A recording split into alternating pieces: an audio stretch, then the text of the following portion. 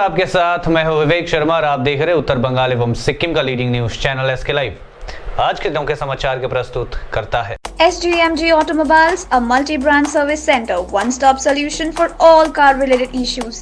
यहाँ latest technology के साथ सभी ब्रांड की गाड़ियों की सर्विसिंग होती है। टीना का घर बनाने का टोटल समाधान, बाजार भाव से हमारे यहाँ किफायती दाम। International Furniture, unbeatable price. Visit a Royal Oak store today. हर्षित मृत्युकांड में पुलिस ने 2 युवकों को किया गिरफ्तार। पूछताछ में मौत के वास्तविक कारणों के खुलासे का आसार। नए साल पर अपनी महिला मित्र के साथ गजलडोबा घूमने निकले सिलीगुड़ी के 5 नंबर वार्ड के निवासी हर्षित अग्रवाल के रास्ते में ही कथित तौर पर बदमाशों के हमले में मौत हो गई थी। हर्षित के परिवार वालों की ओर से थाने में शिकायत दर्ज होने के बाद जांच में जलपाईगुड़ी थाने में आमबाड़ी आउटपोस्ट की पुलिस ने इस सिलसिले में 2 लोगों को गिरफ्तार किया है। पुलिस ने बताया कि दोनों का नाम अंतम रॉय व संजीत रॉय है। दोनों को आज जलपाईगुड़ी अदालत में पेश किया गया। पुलिस ने बताया कि आरोपियों को हिरासत में लेकर पूछताछ की जाएगी। गौरतलब है कि नए साल पर अपनी महिला मित्र के साथ गजलडोबा घूमने घर से निकले सिलीगुड़ी के 5 नंबर वार्ड के निवासी हर्षित अग्रवाल वापस घर नहीं लौट पाए। लौटने के समय आमबाड़ी फालागट्टा चौकी के बनियापाड़ा इलाके में रेलवे ब्रिज के निकट कुछ बदमाशों ने कथित तौर पर उस पर हमला किया। बताया जाता है कि बदमाशों ने उनसे रुपए मांगे। हर्षित पैसे देने से इनकार कर दिया तो बदमाशों ने उसके साथ मारपीट शुरू कर दी। इस दौरान धारदार हथियारों से भी उस पर हमले किए गए। चीख पुकार सुनकर आसपास के लोग वहां पहुंचे, तब तक बदमाश वहां से भाग निकले थे। स्थानीय लोगों ने खून से लथपथ अवस्था में तत्काल हर्षित को उत्तर बंगाल मेडिकल कॉलेज व अस्पताल में ले जाया गया, जहां इलाज के दौरान रात को उसकी मौत हो गई।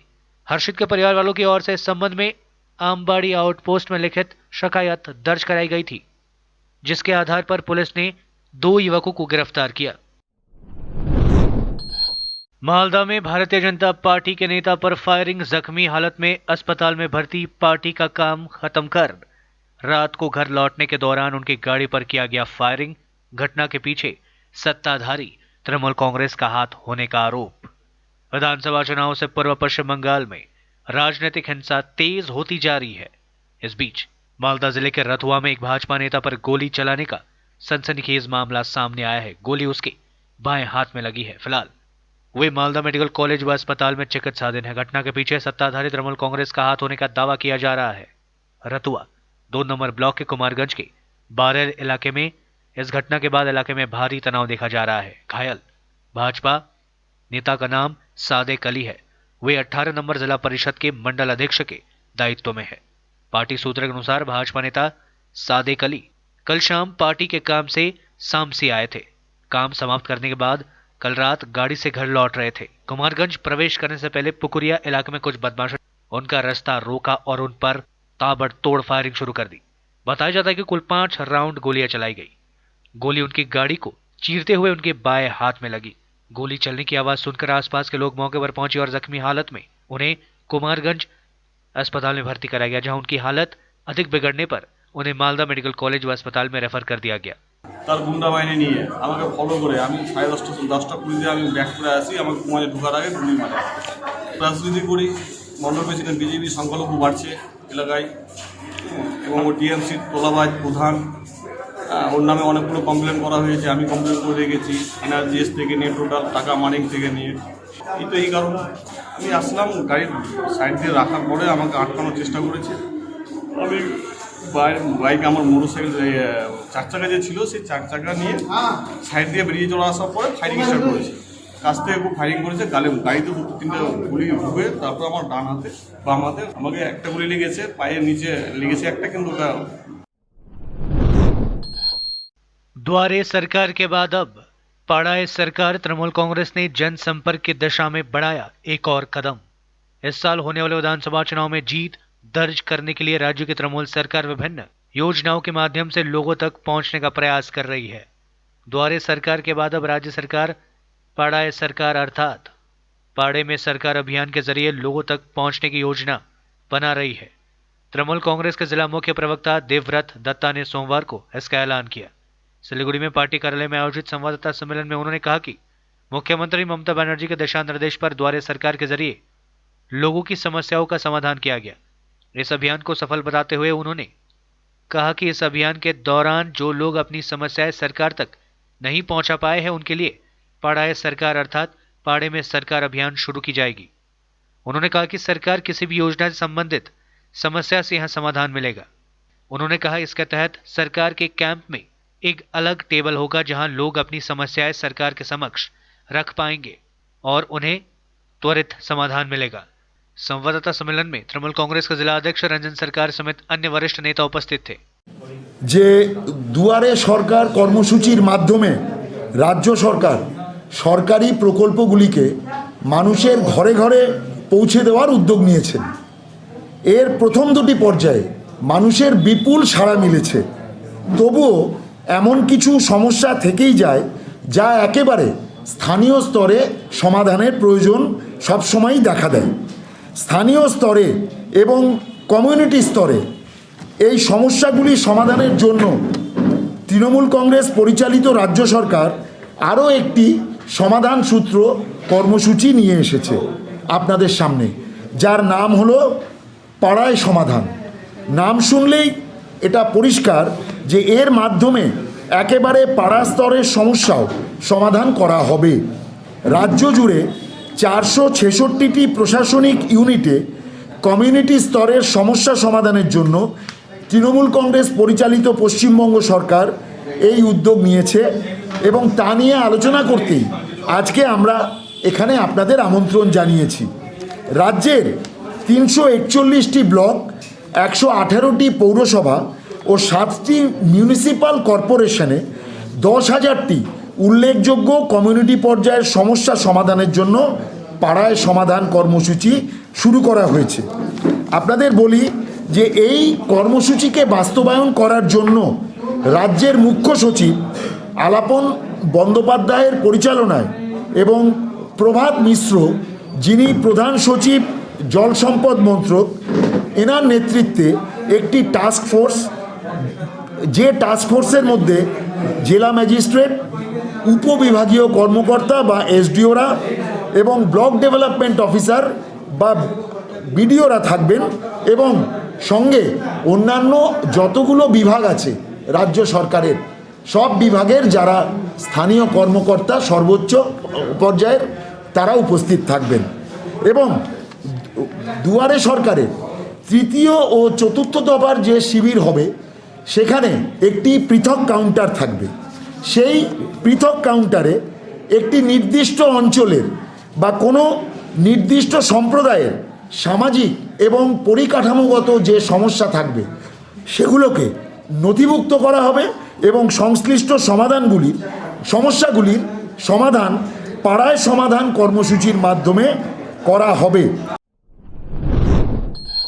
अस्वस्थ वामपंथी नेता अनिल शाह से मिले राज्य के पर्यटन मंत्री गौतम देव। राज्य के पर्यटन मंत्री गौतम देव ने सोमवार को बीमार चल रहे महकुमा परिषद के पूर्व सभाधिपति और वामपंथी नेता अनिल शाह के घर पहुंचकर उनसे मुलाकात की। मंत्री ने उनसे बातचीत कर उनकी बीमारी के बारे में जानकारी ली। देव ने उनके परिवार वालों से बातचीत कर उनकी चिकित्सा के बारे में भी जानकारी ली। बाद में संवाददाताओं से बातचीत में उन्होंने कहा कि अनिल शाह को 40 वर्षों से वे जानते हैं। छात्र राजनीति से वे उन्हें देखते आ रहे हैं। उन्होंने उनके शीघ्र स्वस्थ होने की कामना की।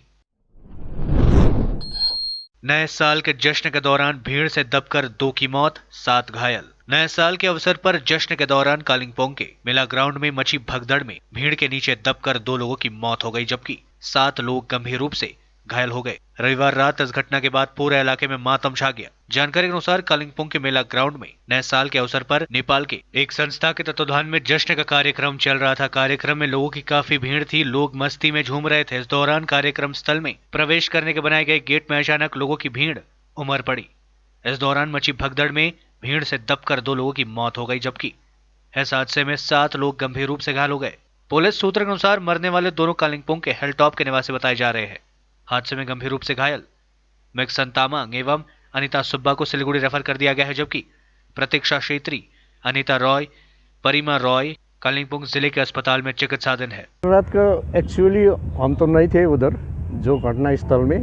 उस टाइम में सुबह से हम पता लग गया है ये जो प्रोग्राम हो रहा था उसमें जो भीड़ था स्टैंड के आगे जो गांधी गेट है उसके आगे में जो भीड़ था, भीड़ से वो जो धकलने लगा गेट से गेट नीचे गिरकर गेट के नीचे जब गिर गया आदमी लोग 2 आदमी को तो वो लोग तो इंजूर ज़्यादा हो गया था, हेमराइज हो गया था, सिर में वो माथा में लग गया था, इसलिए तो 2 आदमी तो अभी मर गया है। उसके बाद में 2-3 आदमी अभी भी इंजूर है, जो सीरियस अवस्था में है। इसलिए हम लोग जो इस अभिभावक पक्ष से हम बोल सकते हैं कि ऐसा जो परमिशन हो गया है, जो एडमिनिस्ट्रेशन प्रशासन ने जो ये प्रोग्राम का परमिशन दिया है, पहले से छानबीन करके ऐसा परमिशन प्रशासन का भी इसमें थोड़ा वो ध्यान रखना चाहिए थे। वो प्रशासन का अच्छा से वो जो पुलिसकर्मी है वो लोग उधर ही था, फिर भी जो परमिशन मिला है ऐसा भीड़ भाड़ में जो सिस्टमेटिक करके वो लोग को परमिशन देना था, वो लोग जो प्रोजेक्ट किया है परमिशन लेने के लिए डीएम और प्रशासन जो परमिशन दिया है, इसमें तो प्रोसेस सिस्टम में नहीं हुआ है, इसलिए ये घटना हो गया है। अभी ऐसा प्रोग्राम होता है तो पहले भी ये घटना हुआ था, कम से कम 12-15 साल आगे भी ऐसा ग्राउंड के अंदर में कोई झगड़ा हुआ था, ऐसा घटना हुआ था। इसलिए अभी भी कालिम्पोंग का जितना भी जन है, जो लोग है, जो ऐसा प्रोग्राम होगा, कोई कार्यक्रम होगा, वो लोग सचेत होना चाहिए, क्योंकि अभी भविष्य में ऐसा घटना ना हो। क्योंकि अभी कालिम्पोंग का जो माहौल है, अभी नया साल का माहौल था, अभी ऐसा बिगड़ गया है। ऐसा कालिम्पोंग का माहौल बिगाड़ना नहीं चाहिए, क्योंकि सब अभी ये घटना से तो सब दुखी है। जलपाईगुड़ी एनजेपी व अलीपुरद्वार रूट पर जल्द दौड़ेगी इलेक्ट्रिक ट्रेन। रेलवे सेफ्टी विभाग के अधिकारियों ने क्लियरेंस इंस्पेक्शन का काम शुरू किया। जलपाईगुड़ी एनजेपी व अलीपुरद्वार रूट पर इलेक्ट्रिक ट्रेनों के परिचालन जल्द शुरू हो जाएंगे। सोमवार को रेलवे सेफ्टी विभाग के अधिकारियों की मौजूदगी में जलपाईगुड़ी रोड स्टेशन समेत आसपास के स्टेशनों में इलेक्ट्रिक ट्रेन परिचालन के लिए विद्युत रेल लाइन क्लियरेंस इंस्पेक्शन का काम शुरू हुआ। रेलवे सूत्रों के अनुसार नए साल की शुरुआत में ही जलपाईगुड़ी एनजेपी व अलीपुरद्वार रूट पर इलेक्ट्रिक ट्रेनों का परिचालन शुरू हो जाएगा। सोमवार को रेल विभाग के विभिन्न अधिकारियों की उपस्थिति में electric rail line clearance inspection का काम शुरू हुआ। रेलवे सेफ्टी विभाग के commissioner Latif Khan, deputy commissioner Satyajit Mandal समेत विभिन्न रेलवे अधिकारियों ने आज जलपाईगुड़ी रोड स्टेशन समेत विभिन्न स्टेशनों पर विद्युत रेल लाइन क्लियरेंस इंस्पेक्शन का जायजा लिया। बताते चले कि इस रूट पर इलेक्ट्रिफिकेशन का काम पूरा हो चुका है। क्लियरेंस इंस्पेक्शन का काम पूरा होने के बाद इस रूट पर इलेक्ट्रिक ट्रेनें दौड़ने लगेगी। এখানে রানীনগর জলপাইগুড়ি থেকে নিউ কোচবিহার পর্যন্ত যে 25 কেভি ইলেকট্রিক ট্রাকশন সিস্টেমটা ইন্ট্রোডিউস হয়েছে, তার কমিশনিংয়ের জন্য chief commissioner of railway safety এসছেন। আমি as a deputy chief commissioner এখানে ইলেকট্রিক্যাল সাইড থেকে ইন্সপেকশন করছি। ওএইচই ডিজাইন যদি অ্যাজ পার স্ট্যান্ডার্ড সব থাকে সেই হিসাবে দেখে এরপরে ইলেকট্রিক্যাল ফল্ট টেস্ট এবং ইলেকট্রিক লোকো ট্রায়াল করে যদি সাকসেসফুল সব কিছু ঠিক মতন থাকে তাহলে এখানে অথরাইজ করা হবে for introduction of railway traffic under electric traction passenger as well as goods. আমরা তো জাস্ট ইন্সপেকশনটা শুরু করেছি। ইন্সপেকশনটা শেষ হওয়ার পরে তার যে সমস্ত মেজারিং প্যারামিটার্স ডাটা আছে সেগুলো নিয়ে এক্সামিন করা হবে, এটা স্ট্যান্ডার্ডের মধ্যে এখানে আছে কিনা। যদি সব কিছু উইদিন স্ট্যান্ডার্ড থাকে তাহলে অ্যাকর্ডিংলি এই সেকশনে অথরাইজেশনটাকে ইস্যু হবে। আজকের কর্মসূচি হচ্ছে আমরা তো জাস্ট এখান থেকে রানীনগর জলপাইগুড়ির পর থেকে শুরু করেছি। আমাদের ওভারহেড সাইডটা আমি চেক করব, ওভারহেড সংক্রান্ত যে সমস্ত প্যারামিটার্স আছে সেই মেজারমেন্টসগুলো চলছে। এটা passenger safety as well as railway স্টাফের সেফটি এই পয়েন্ট অফ ভিউজ থেকেই বেশি দেখা হয়, যাতে করে প্রপার এগুলো আছে কিনা এবং ডিজাইন যে আরডিএসওর ডিজাইন আছে সেই ডিজাইনটাই ফলো হয়েছে কিনা সেইগুলোই আমরা দেখব। এবং সেটা যদি সেফটি অনুসারে সব ঠিক থাকে তাহলে আমরা এটাকে অথরাইজেশনের জন্য রেকমেন্ড। लेते हैं छोटा सा ब्रेक, फिर मिलेंगे ब्रेक के बाद। समय के साथ ही जरूरी बदलाव, प्लास्टिक हटाओ, रस्ट प्रूफ और food grade stainless still water tank लगाओ और लाइफ टाइम गारंटी पाओ। इसके हैं फायदे अनेक। काफी दिनों के लिए प्रयोग नहीं होता तो भी फंगस नहीं, सफाई बिल्कुल आसान, मौसम जो भी हो पानी नॉर्मल ही रहेगा। प्लास्टिक हानिकारक, स्टील के फायदे हैं अनेक। Contact number 9832378631। 50 से 70% कम कीमतों पर लाजवाब डिजाइन, ब्रांडेड फर्नीचर, गारंटी सहित मजबूती का वादा, मौका है यही, बना लो इरादा। Bedroom set, sofa set, dining set, outdoor या ऑफिस फर्नीचर से लेकर मॉड्यूलर किचन उपलब्ध है। कम कीमत में बेहतरीन गुणवत्ता का पूरा भरोसा। Orchid building, opposite Vegha circle, 2.5 mile, Sevoke road, Siliguri. International Furniture, unbeatable price. Visit a Royal Oak store today. खुट्टा सुनिनु भएको छ। मलाई चाहिँ कोल्ड कफहरू थियो र मलाई यहाँको दबाईले सुट गरे, म एकदमै जाती हुँदै थिएँ। तपाईको थाइरोइड कस्तो भयो? एकदमै राम्रो भयो। मेरो चाहिँ यो ब्याक पेन हुन्थ्यो पुरा, यो साइड पेन हुन्थ्यो कि यो ब्याकमा निकै सन्चो भएको थियो। अहिले चाहिँ धेरै सन्चो छ। खुट्टा घुँडाहरू, खुट्टा दुख्ने, हातहरू दुख्ने त्यो अहिले धेरै कम्ती भयो। तपाईलाई ब्याक पेनहरू सन्चो भयो अहिले? हाम्रो ठेगाना छ centre point building, first floor, HD Lama road, opposite to grand plaza shopping complex, Janata lodge, Darjeeling. सम्पर्क नम्बर छ 9641995791 अनि 7001155412। वर्ष 2020 काफी उतार चढ़ाव के साथ हमने गुजारा है। काफी लोगों ने अपनों को खोया है। खुद के घर में खुद को कैद कर लेना किसी जेल से कम नहीं था। तर यस्तो परिस्थिति बीच पनि डाक्टर, नर्स, पुलिसकर्मी, सञ्चारकर्मी लगायत अन्य फ्रन्टलाइन वरियर्सको रूपमा कार्य गरे भने यहाँहरू सम्पूर्णले पनि घरभित्र नै बसेर कोरोना दरलाई घटाउनमा सहायता गर्नुभयो। तसर्थ यहाँहरू सम्पूर्ण पनि कोरोना वरियर्स नै हुनुहुन्छ। করোনা এখনো টলেনি। মারাত্মক আকারে নতুন স্ট্রেনে আবারও ধরা দিচ্ছে। তবে অযথা আতঙ্কিত হবেন না। আতঙ্ককে দূরে সরিয়ে নিজের পরিবারের এবং আশেপাশের মানুষের খেয়াল রাখুন।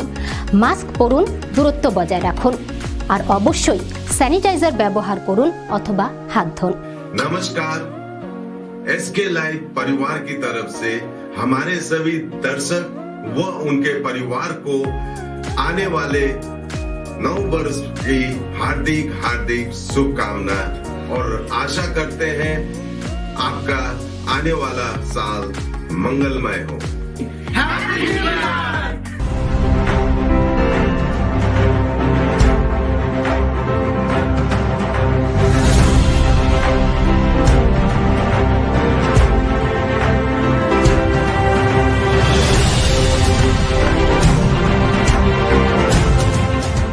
टीना का घर बनाने का टोटल समाधान, बाजार भाव से हमारे यहाँ किफायती दाम। घर, दुकान, मकान, गोदाम बनाने के लिए टीना, प्रोफाइल सीट, रंगीन टीना, पाइप आदि सामान की नई दुकान टीना लगाने के लिए मिस्त्री भी हमारे यहाँ है उपलब्ध। Mahavir steel, 3rd mile, Vega mall के सामने, Chaudhary compound. Contact number 9709970981। SGMG Automobiles, a multi-brand service center, one-stop solution for all car-related issues. यहाँ लेटेस्ट टेक्नोलॉजी के साथ सभी ब्रांड की गाड़ियों की सर्विसिंग होती है। 20 मिनट में ही car wash, in house automatic colour बनाने की मशीन इत्यादि।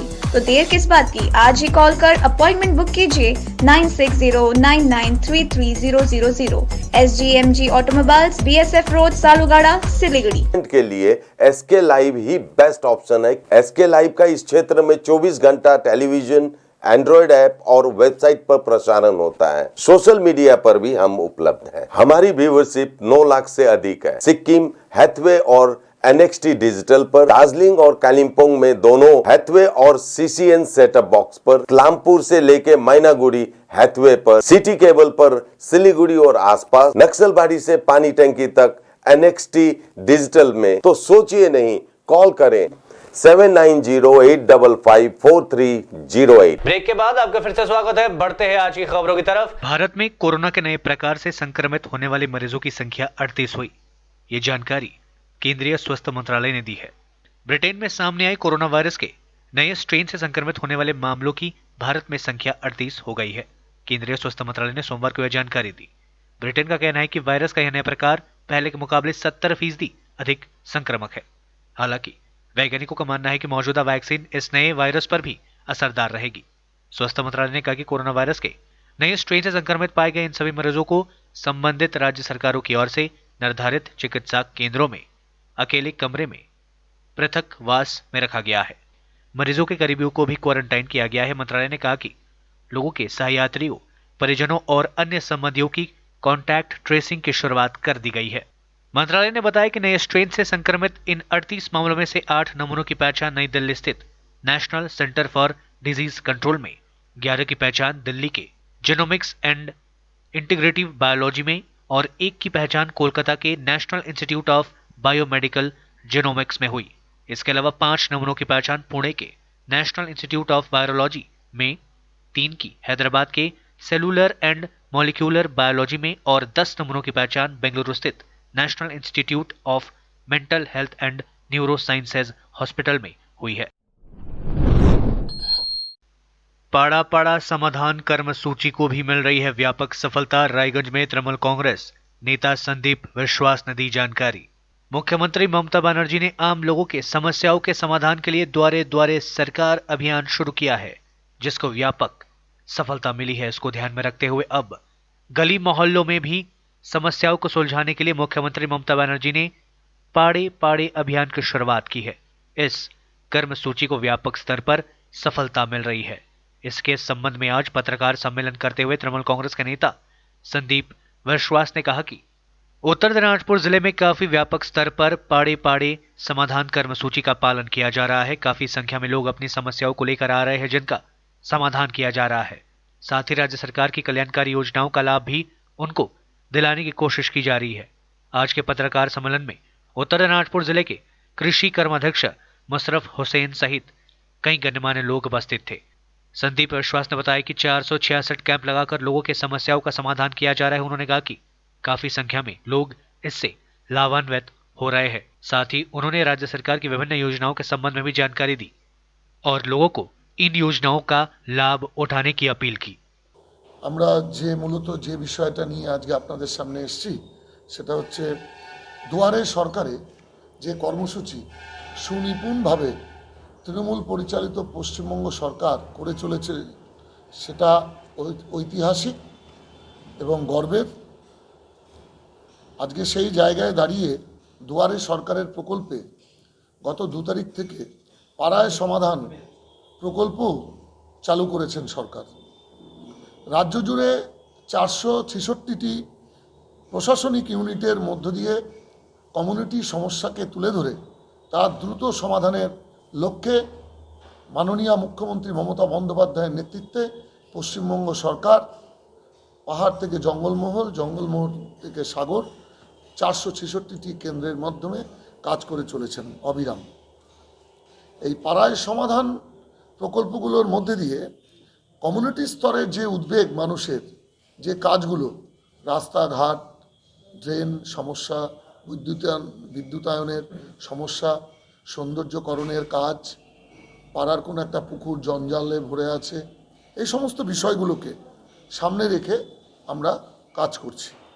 আপনারা জানেন গত 8 মাস ধরে 23টি জেলাতেই প্রশাসনিক স্তরে ব্যাপক মহড়া চলছিল মানুষের কাছে মানুষের সমস্যাকে তুলে আনার কাজ। সেই সমস্যাগুলো তুলে নিয়ে এসে সরকার কাজ করছে, সমাধান করছে। রাজ্যের 341টি ব্লক, 118টি পৌরসভা এবং 7টি কর্পোরেশন এর মধ্যে 10,000 উল্লেখযোগ্য কাজ আমরা মানুষের কাছে তুলে ধরব। সুনিপুণভাবে, সুন্দরভাবে আমরা মানুষের কাজ করব, যে কাজগুলোর মধ্যে দিয়ে মানুষ তাদের সমস্যার সমাধানের জায়গাটা খুঁজে পাবেন। जमीन विवाद में भाइयों के बीच संघर्ष, 10 घायल। उत्तर दिनाजपुर जिले के चोपड़ा में जमीन विवाद को लेकर भाइयों के बीच हुए संघर्ष में दोनों पक्षों के 10 व्यक्ति घायल हुए हैं। उन्हें चोपड़ा दालुया स्वास्थ्य केंद्र में भर्ती कराया गया है। अस्पताल सूत्रों के अनुसार घायलों में 2 की हालत गंभीर होने पर उन्हें मालदा मेडिकल कॉलेज व अस्पताल में रेफर कर दिया गया है। चोपड़ा ब्लॉक के दासपाड़ा नारगंज इलाके में इस घटना को लेकर भारी तनाव देखा जा रहा है। আমাদের বাড়ি চলো, আমি কদি কেন যাবো, কত চলেন, আমাকে জমিটা রেজিস্ট্রি দিতে হবে, জমিটা রেজিস্ট্রি দিতে হবে। ওই নিয়ে ওর ছেলে ছিল 4টা, ওর ছেলে ও সে ঘেরা করে, আমি চা খাইতেছিল, আমার ছেলেটাকে এই হাতটা বাড়ি দিয়ে দিল, আমার ছেলে ওই নিয়ে সরে গেল, ওই নিয়ে আমার স্বামীকে ধরলো, আমার স্বামীর মাথাটা তালা হয়ে গেল, আমি করছি আগাআগি করছি, আমাদের হাতটা কাটা গেল, ওকে ফেলাই দিল। ও হলো 10-12 জন লোক, আমরা আছি 3-4 জন লোক। আমি অন্য জায়গায় বাড়ি কইছি, না হলে গ্রামের লোককে পুছে দেখেন। আগে জমি জায়গালে মাইর হইছে, আমার শ্বশুরকে লে চলে গেছে বাড়ি থেকে, উঠাইলে চলে গেছে 4-5 জন ধরে। বাবা ডাক্তারের বাড়ি কথা বলি, আমার ছোট ভাই হসপিটালে নিয়ে এসে 4 বিঘা মাটি রেজিস্ট্রি দিয়েছে। এটা সমস্যার জন্য মানে মেম্বার প্রধান গ্রামবাসী সবাইকে নিয়ে আবার ওরা মেচুরেট হলো, আমাকে 13 দিনের মধ্যে রেজিস্ট্রি দিবে বাবা। তারপরে আমার ভাই ওই কথা শুনে আমার মানে বাড়িতে এসে ওদেরকে জমি দেওয়া হবে না আমার বাবাকে বলছে। তারপরে আমাদের বড় ভাইয়ের গাড়িটা নিয়ে ওই ওর বাড়ির পাশে অন্যজনের জমি মানে কিনে জমিটা নিয়ে যাচ্ছিল, ও মাটি খুঁড়ে নিয়ে যাচ্ছিল বিক্রি করতে অন্যজনের কাছে। ওইখানে মারপিট শুরু করে দিয়েছে আমার ভাইস্টাগুলোকে। আমরা আসি, আমাদেরকেও মারপিট, আমার ছেলেটা সম্পূর্ণ গালটা কাটে দিয়েছে, আমাদেরও मारपीट। भारत का संयुक्त राष्ट्र सुरक्षा परिषद में 2 साल का कार्यकाल आज से गलियारे में लगेगा भारत का तिरंगा।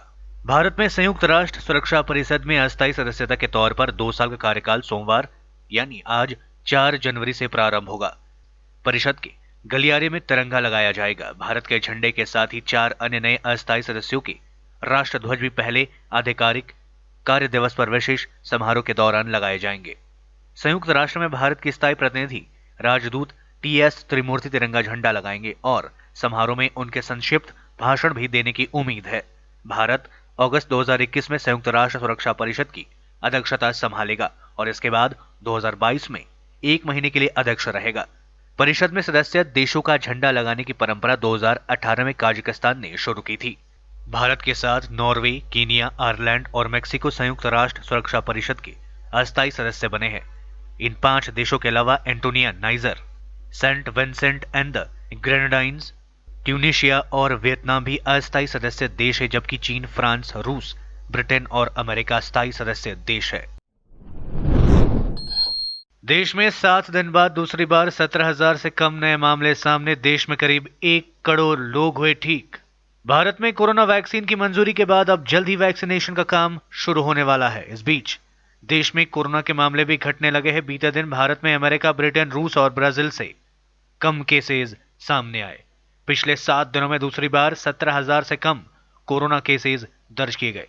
देश में पिछले 24 घंटे में 16,504 नए संक्रमित मरीज आए, वहीं 214 लोगों ने अपनी जान गंवाई। अच्छी बात यह है कि बीते दिन 19,557 मरीज कोरोना वायरस से ठीक भी हुए। स्वास्थ्य मंत्रालय के ताजा आंकड़ों के अनुसार भारत में कोरोना वायरस के कुल मामले बढ़कर 1,03,40,000 हो गए हैं। इनमें से अब तक 1,49,649 लोगों ने अपनी जान गंवाई है। कुल एक्टिव केसेस घटकर 2,43,000 पर आ गए हैं। अब तक कुल 99,46,000 लोग कोरोना को मात देकर ठीक हो चुके हैं। भारतीय चिकित्सा अनुसंधान परिषद के मुताबिक 3 जनवरी तक कोरोना वायरस के लिए कुल 17,56,00,000 कोरोना सैंपल टेस्ट किए गए, जिनमें 7.35 लाख सैंपल कल टेस्ट किए गए। दुनिया भर में 24 घंटे में सामने आए 5.07 लाख नए केसेस। अब तक 6 करोड़ लोग हो चुके हैं कोरोना वायरस से रिकवर। कोरोना के खात्मे के लिए वैक्सीन को मंजूरी मिल चुकी है और कुछ देशों में वैक्सीनेशन का काम भी शुरू हो गया है, लेकिन अब भी कोरोना संकट थमा नहीं है। पिछले 24 घंटे में दुनिया में 5.07 लाख नए मामले दर्ज किए गए और 7,097 लोगों की मृत्यु हुई। संक्रमितों का आंकड़ा दुनिया भर में 8,54,00,000 के पार पहुंच चुका है। कोरोना वायरस की चपेट में आकर अब तक 18,50,000 से ज्यादा लोगों की मौतें हो चुकी है। हालांकि 6,04,00,000 लोग इस खतरनाक बीमारी से ठीक भी हो चुके हैं। कुल 8.5 करोड़ से 2,31,00,000 लोग अभी भी संक्रमित हैं, उनका इलाज चल रहा है। कोरोना वायरस का सबसे ज्यादा असर अमेरिका, भारत और ब्राजील में देखने को मिला है। वर्ल्डोमीटर वेबसाइट के मुताबिक बीते दिन दुनिया के सबसे ताकतवर देश अमेरिका में सबसे ज्यादा मौतें दर्ज की गई। इसके बाद रूस, Britain, south Africa, Italy, Mexico, Brazil, Germany, Bharat में मौतों के सबसे ज्यादा आंकड़े सामने आए। दुनिया में 17 दिसंबर को सबसे ज्यादा 7.38 लाख कोरोना केसेस और 30 दिसंबर को सबसे ज्यादा 15,121 लोगों की मृत्यु हुई थी। आज के लिए बस इतना ही और विस्तृत खबरों के लिए देखते रहिए SK लाइव। आपका समय, आपकी खबर। धन्यवाद।